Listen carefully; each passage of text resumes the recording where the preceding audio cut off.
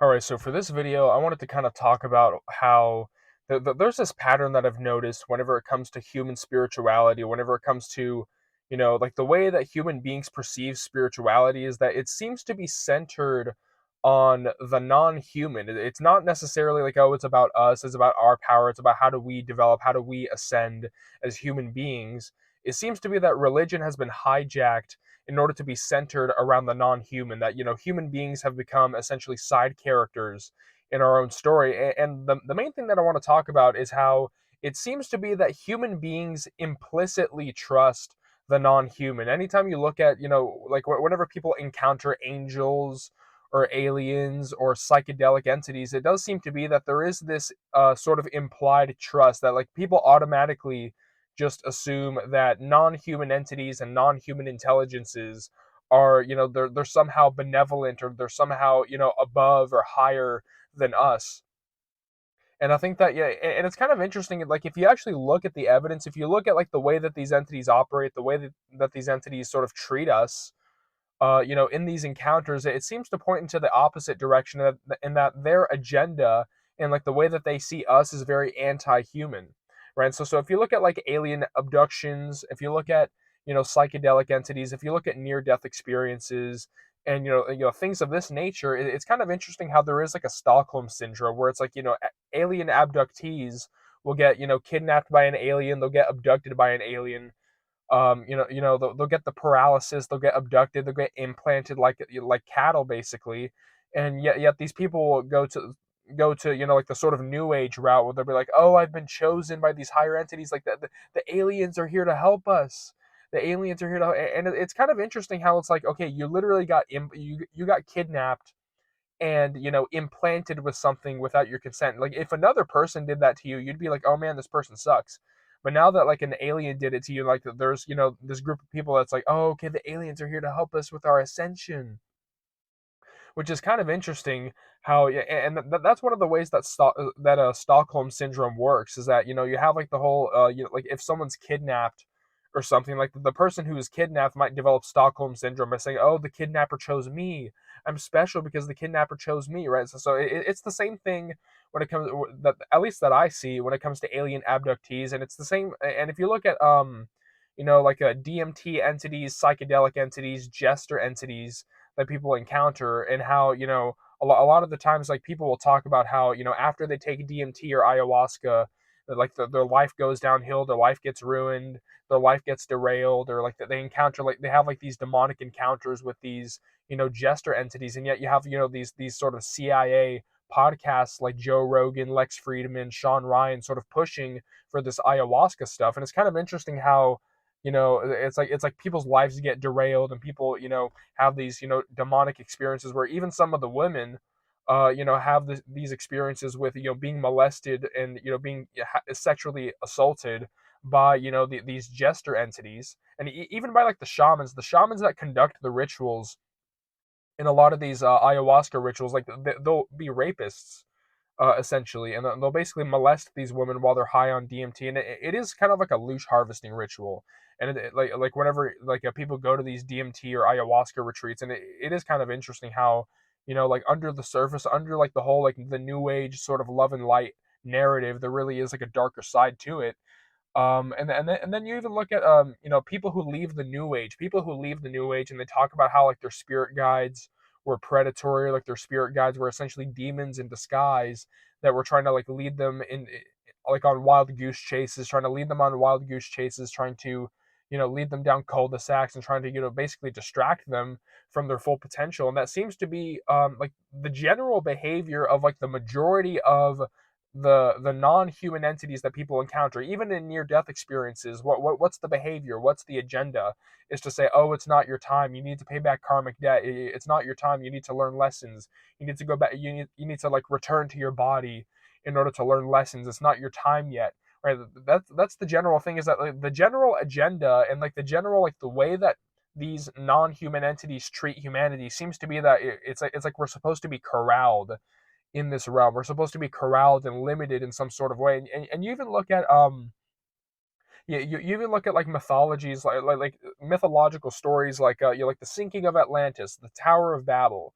You look at, like the myth of Prometheus, right? Like there does seem to be this sort of agenda, like that, like the gods don't, the so-called gods don't want us to be powerful. They don't want us to reach our full potential because, and I think that there was this verse in the book of Genesis that talks about how, if they're able to do this, like nothing that they devise will be beyond them. And so it does seem to be that our ceiling of potential, our ceiling of power seems to be greater than, the so-called gods. They call themselves gods, but they're not really gods. They're just imposter demonic entities that call themselves gods, and they try to place themselves into our religions and all this other stuff, right? But it does seem to be that there is this undercurrent, like even with like the sinking of Atlantis, like the typical explanation is that, oh, it's hubris. Like, oh, but basically, is it really hubris, or is it humanity first? Is it that, okay, what about our agenda? Instead of being, okay, what about this God's agenda? What about God's agenda? What about this non-human entity's agenda? What about an alien? What about this alien's agenda? What about what we want? What about what's best for us? What about humanity first? Right? And so that does seem to be a thing where it's sort of demonized to be humanity first. Like, and it seems to be this thing that, anytime human beings acquire, some sort of empowerment, anytime we acquire fire from the flame of Olympus, anytime we start to build something for ourselves that is grand, anytime we start to do something, anytime we start to become too powerful, it seems that, the archons sort of try to strike us down, they try to kick down our sandcastle anytime we start to acquire some sort of power. And whenever it comes to like the Tower of Babel story, it makes me think of like the universal language. Like the universal language, in my opinion, was telepathy. I think that we used to be telepathic. We used to be able to communicate with images without language, and that increased our power in numbers. And we were able to work in groups. We were able to work in synchrony. In a way that was too dangerous to the archons. It was too dangerous to them, and so that they try to keep us in our sort of bubble. They try to keep us in our glass dome. They try to keep us in our in the firmament, right? And so that does seem to be like an undercurrent. Whenever it comes to just religion, like the way that they've hijacked religion is that they essentially paint, like angels, God, you know, aliens, or like spirit guides, guardian angels, beings of light. That they try to paint the non-human as like holy, as higher than, as beyond criticism. That like anytime, and yet again, this is like the immediate reaction that people have whenever they encounter non-human entities, is they automatically assume that they're higher entities. They automatically assume that they have some sort of, cosmic authority over them, and that's what the archons rely on. That's what they rely on to get you into the recycling, to get you into the light tunnel, and to get you to reincarnate on this earth. Okay, that's one of the things that they rely on. And it does seem to be that and you know what it makes me think of, is it makes me think of the like the serpent gods in Mesoamerica and in South America. And you look at like the Peruvian myths about, reptilians that live in underground cities, right? So it does seem to be that, like at one point in history, it would seem that these archons, or like these demonic entities, that like that at one point in time, I believe that they lived out in the open as the gods, and that these, entities, that these reptilian entities, that these alien non-human creatures were worshipped by humanity. And you look at like all the human sacrifice that the Aztecs and the Mayans did, which is definitely correlated with loosh harvesting. It's definitely correlated with the adrenochrome stuff, right?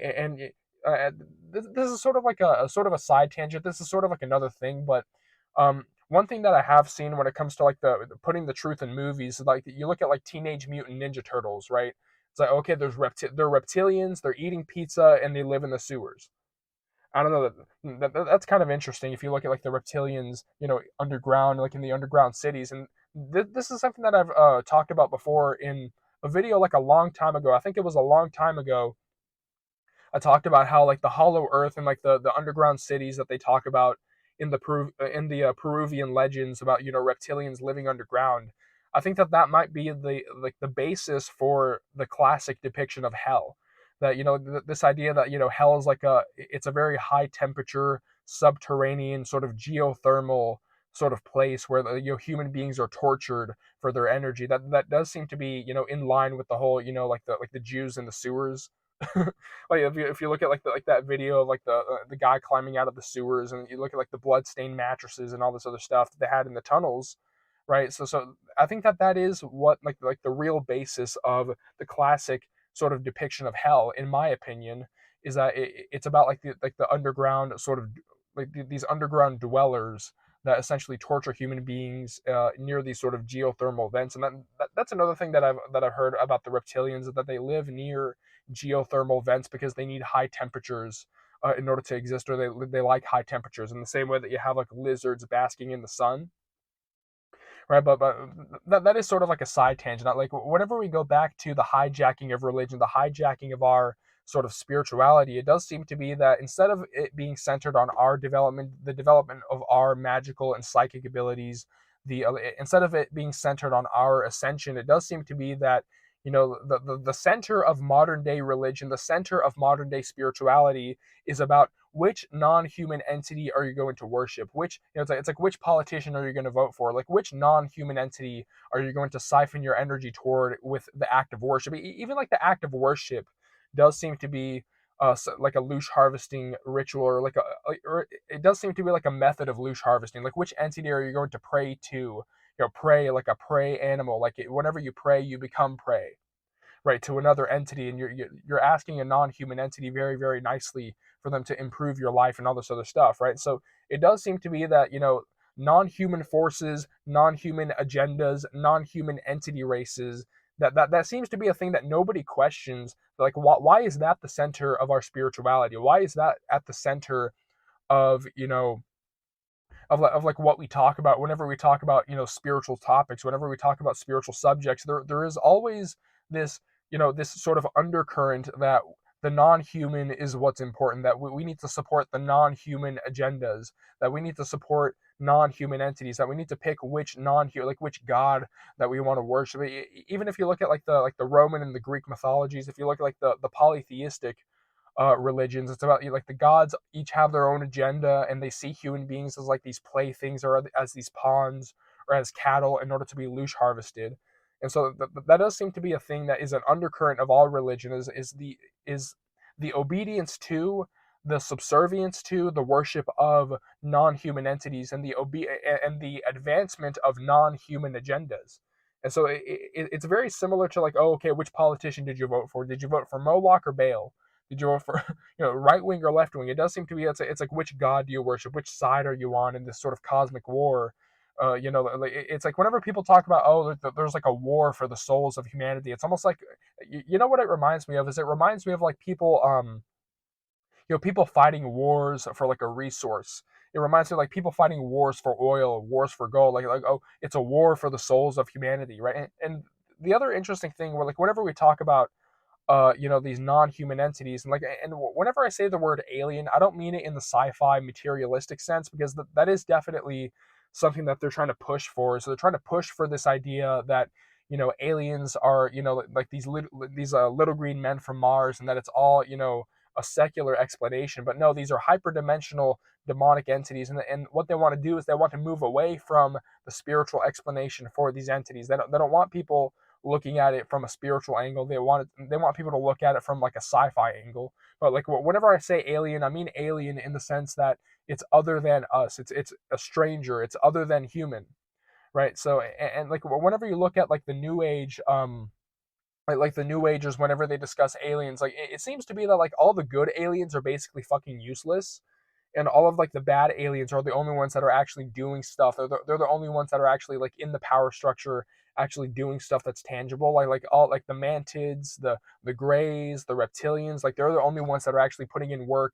And like all of like the benevolent aliens, like the Galactic Federation of Light, or like the Pleiadian High Council, it doesn't seem like they're doing jack shit. And so it doesn't seem like the main thing that I want to get across is like the non-human, at best, they're not coming to save us. They're not interested in helping us, and at worst, the non-human seems to be anti-human. Okay, so I think that this sort of spiritual fixation, this sort of undercurrent that you see in religion, in human spirituality, I think that this is a hijacking by the archons. This idea that spirituality is about the non-human. It's about which non-human forces and non-human entities, and which non-human agendas do you support, and like which are you a soldier for, which side of the non-human war, or like non-human battles, or like these different agendas that these different entity races have. And so I think that is what has become of human spirituality, and I think that supports the prison planet. It supports the realm of, it supports the prison planet system, because I do think that, like, regardless of whether you think that this realm, it's like the realm itself is a prison, or that this realm has been hijacked, you can definitely agree that there is a prison system that has been built around this planet, that there is a prison system in place. And one of the things that they've done, and what it reminds me of, is it reminds me of the Dune novels. And like, I haven't watched the movie, but I have read the book. I have read Dune, and it reminds me of how, like, the elite class has essentially hijacked the religion of the Fremen, like the desert people that live on Arrakis. They've essentially hijacked their religion, and I think it's the Bene Gesserit, like the witches, like the Bene Gesserit witches, like they've essentially created this false narrative, like, oh, there's like a foreign messiah from outside of Arrakis that's coming to save the desert people, that's coming to save the Fremen, and they do this as a safeguard for them in case they get stranded on a planet, in case they get stranded, which, Paul Atreides and his mom, they get stranded on the planet, and that fake religion, that fake narrative ends up saving them, and they end up being, supported by the desert people, and the Fremen are sort of used as pawns in this sort of war. And I definitely think that is what's happened with our religion, is that religion has been contorted, and spirituality, what we perceive to be spirituality, has been contorted to make non-human forces and non-human entities the center of attention. That it's about serving the non-human instead of advancing the human, instead of evolving, growing, and advancing the human being. It seems to be that there is this focus that, yet again, we've become side characters in our own story, and that it's more about the non-human instead of the human, right? But that is one of the things that I've been thinking about, that I've been contemplating, is the fact that, there does seem to be this implied trust that people place on the non-human. There does seem to be this implicit sort of, trust, and this implied thing that, like, oh, a non-human entity, if you encounter a non-human intelligence, that it's automatically holier, higher than, it's a higher intelligence, and that you need to obey it, which I think is bullshit. I think we need to start putting humanity first. It reminds me of like Quaritch from Avatar, like that guy who's like, fuck the blue people. I'm gonna start Quaritch maxing. I'm gonna start Quaritch maxing it.